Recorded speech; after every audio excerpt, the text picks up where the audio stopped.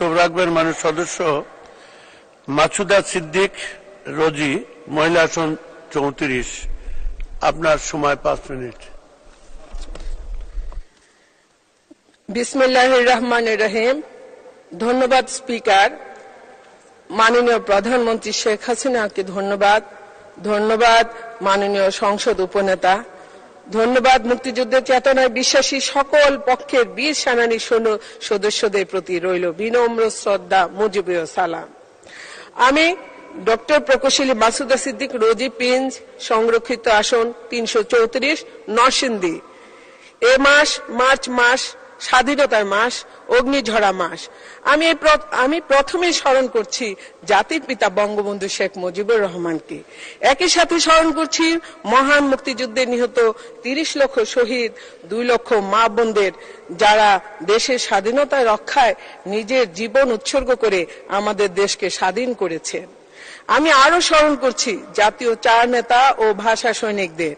একই সাথে স্মরণ করছি 1975 সালের 15ই আগস্ট জাতীয় ও আন্তর্জাতিক ষড়যন্ত্রের অংশ হিসাবে কিছু বিপদগামী সেনা সদস্যরা জাতির পিতা সহ পরিবারের যারা ওই দিন 32 নম্বরে ছিলেন সবাইকে নির্মমভাবে হত্যা করে। এই হত্যাকাণ্ডের সাথে জড়িত সকলকে নিন্দা ও ধিক্কার জানাই। পরবর্তীতে খন্দকার মুস্তাক আহমেদ ও জিয়া কালো আইন জারি করে এই নির্মম হত্যার বিচার বন্ধ করে দেয়। মাননীয় স্পিকার, দ্বাদশ জাতীয় সংসদের উদ্বোধনী অধিবেশনে মহামান্য রাষ্ট্রপতি দেয়া ভাষণের পর আনিত ধন্যবাদ প্রস্তাবের আলোচনায় আমাকে অংশগ্রহণের সুযোগ দেওয়ার জন্য আপনাকে জানাই আন্তরিক ধন্যবাদ। সেই সাথে মাননীয় ডেপুটি স্পিকার, মহান সংসদে ডেপুটি স্পিকার হিসেবে দ্বিতীয়বারের মতো নির্বাচিত হয় আপনাকে উষ্ণ অভিনন্দন। এই সংসদের স্পিকার একজন নারী। তিনি বারবার নির্বাচিত হয়ে সংসদকে প্রাণবন্ত এবং উজ্জীবিত করে আমাদেরকে অনুপ্রাণিত করেছেন। ওনাকে বিশেষভাবে ধন্যবাদ জ্ঞাপন করছি। মাননীয় স্পিকার, আমার আওয়ামী পরিবারে বেড়ে ওঠা ছিল বঙ্গবন্ধুর আদর্শ বুকে ধারণ করার প্রাথমিক প্রেরণা। অতঃপর তিতুমির কলেজে ছাত্রলীগকে মনে প্রাণে ভালোবেসে গণতন্ত্রের মানস কন্যা জননেত্রী মাননীয় প্রধানমন্ত্রী শেখ হাসিনার স্মার্ট বাংলাদেশ এবং জাতির পিতার লক্ষ্য বাস্তবায়নে একজন উদ্যোক্তা প্রকৌশলী হিসেবে কাজ করে যাচ্ছি নিরলসভাবে। মাননীয় স্পিকার, প্রিয় নরসিংদীবাসীর ভালোবাসার ফলস্বরূপ আমাকে সংরক্ষিত নারী সংসদ সদস্য হিসেবে নির্বাচিত করায় আমি আমার পরিবারের পক্ষ থেকে মাননীয় প্রধানমন্ত্রীর প্রতি আজীবন কৃতজ্ঞ থাকব। মাননীয় স্পিকার, আমি বিশেষভাবে মাননীয় প্রধানমন্ত্রীর প্রতি দৃষ্টি আকর্ষণ করছি। আমি একজন সিভিল ইঞ্জিনিয়ার। আমি হাউজিং এ নিয়ে দীর্ঘদিন যাবৎ সুনামের সাথে ব্যবসা পরিচালনা করে আসছি। সে সুবাদে আমার পড়ালেখার ক্ষেত্র এবং গবেষণার ক্ষেত্র আবাসন সেক্টর নিয়ে। কিছুদিন আগে আমার কাজের মূল্যায়ন হিসেবে Mahatma Gandhi international piece award প্রাপ্ত হয়েছি এবং বঙ্গবন্ধু ও রাষ্ট্রপতি পুরস্কারের জন্য মনোনীত হয়েছি। আমি স্বল্প মূল্যে আবাসন ব্যবস্থার উপর পিএইচডি ডিগ্রি অর্জন করেছি এবং পরবর্তীতে প্রফেশনাল ইঞ্জিনিয়ারিং পিন্স সনদ এবং মেডেল ইঞ্জিনিয়ারিং ইনস্টিটিউট অব বাংলাদেশের কনভেনশন অনুষ্ঠানে মাননীয় প্রধানমন্ত্রীর হাতে প্রাপ্ত হয়েছি। আমি দীর্ঘদিন যাবৎ রিহেব পরিচালনা বোর্ডের পরিচালক, পাশাপাশি রিহেব ট্রেনিং ইনস্টিটিউটের ফাউন্ডার, চেয়ারম্যানের দায়িত্ব পালন করে যাচ্ছি। সেই হিসেবে বাংলাদেশের 13টি জেলায় 13টি ইনস্টিটিউটের মাধ্যমে প্রায় 22,000 দক্ষ মানব সম্পদ তৈরি করে 85% চাকরি প্রদান করতে সক্ষম হয়েছি। এর মধ্যে প্রায় 35% ছিল মহিলা। এটি সম্পূর্ণ বিনা বেতনে এডিবির অর্থায়নে পরিচালিত হয়েছে। পাশাপাশি আমার নিজ এলাকায় নরসিংদীতে আমার পিতামাতার নামে নিজস্ব অর্থায়নে মমতা জানোয়ারা ট্রেনিং ইনস্টিটিউট করে এলাকার নতুন প্রজন্মকে কারিগরি প্রশিক্ষণ দিয়ে কর্মসংস্থানের ব্যবস্থা করে যাচ্ছি।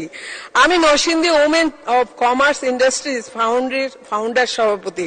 দেশের নারী পেশাজীবী ও উদ্যোক্তাদের কর্মসংস্থান তৈরি ও আত্মনির্ভরশীল সহ দেশের অর্থনৈতিক উন্নয়নে দেশে বিশেষ ভূমিকা রাখার জন্য নিরলস চেষ্টা চালিয়ে যাচ্ছি।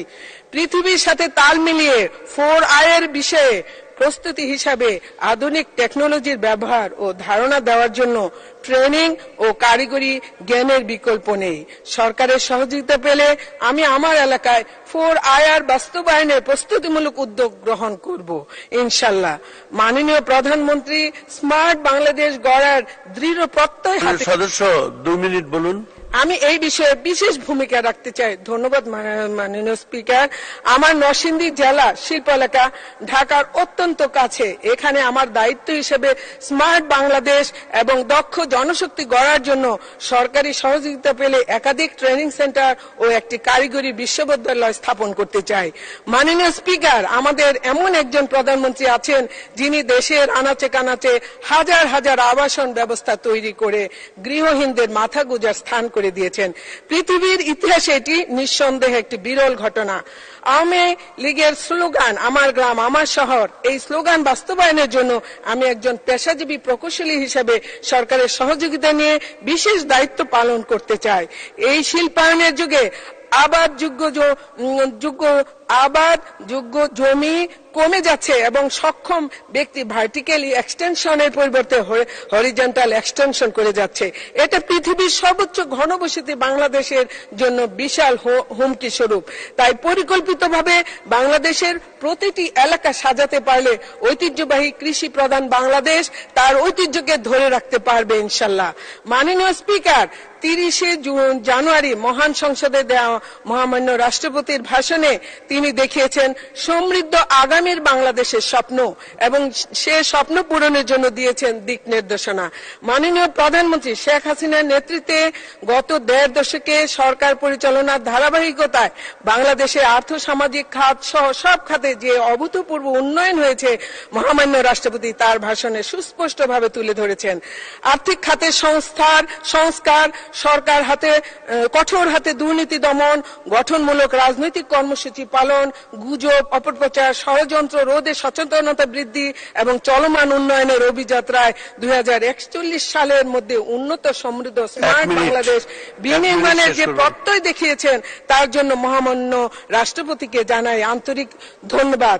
মাননীয় স্পিকার, আমাদের প্রধানমন্ত্রী সকল চড়াই উতরাই ষড়যন্ত্র মোকাবেলা করে দেশে আইনের শাসন প্রতিষ্ঠার পথে বারবার জয়ী হয়েছেন এবং উপহার দিয়েছেন ক্ষুধামুক্ত দারিদ্র্যমুক্ত বঙ্গবন্ধুর সোনার বাংলা। মাননীয় প্রধানমন্ত্রীর নেতৃত্বে দেশের জিডিপি ব্যাপক হারে বৃদ্ধি পেয়েছে। আমি আমার বাংলাদেশকে বিভিন্ন সংগঠনের মাধ্যমে দেশ ও দেশের বাইরে বিভিন্ন সেমিনার ওয়ার্কশপে মাননীয় প্রধানমন্ত্রীর দূরদর্শিতা এবং উন্নয়ন কর্মদক্ষতা তৈরি করার বিভিন্ন পদক্ষেপগুলি তুলে ধরে যাচ্ছি। যেমন এডিবির সাথে দক্ষ মানব সম্পদ উন্নয়নের জন্য দীর্ঘদিন যাবৎ কাজ করে যাচ্ছি। মাননীয় প্রধানমন্ত্রীর এই ভিশনারি উদ্যোগকে সাধুবাদ জানাই। মাননীয় স্পিকার, আপনাকে ধন্যবাদ। সর্বকালের সর্বশ্রেষ্ঠ বাঙালি জাতির পিতা বঙ্গবন্ধু শেখ মুজিবুর রহমানের সুযোগ্য কন্যা মানবতার মা প্রধানমন্ত্রী শেখ হাসিনা আমার অহংকার, আমার আদর্শ। মাননীয় সদস্য শেষ করুন। পরিশেষে আপনাদের সকলকে এবং ইতিমধ্যে যে সকল নেতাকর্মী আমাদের ছেড়ে পৃথিবী থেকে বিদায় নিয়েছেন তাদের রুহের শান্তি কামনা করে মুজিবীয় শ্রদ্ধা ও সালাম। ভালো থাকবেন, সুস্থ থাকবেন। খোদা হাফেজ। জয় বাংলা, জয় বঙ্গবন্ধু। ধন্যবাদ সকলকে। ধন্যবাদ মাননীয় সদস্য, আপনাকে অসংখ্য ধন্যবাদ।